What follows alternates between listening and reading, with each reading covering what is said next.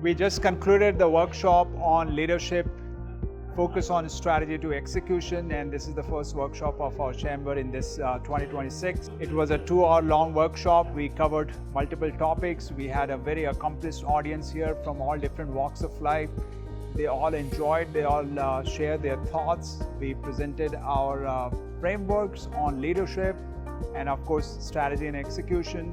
There were multiple examples from leaders who we have worked closely and have known them, how they operated, where they succeeded and where they could have done differently. And the audience responded very well because they could relate and they could share their own experiences as well. This was an awesome event, leadership workshop on from plan to performance. Loved how Alok just put everything together, giving examples from big folks like Michael Dell, Alan, and so many others. I think Alok is such a great speaker. Would love to have more workshops.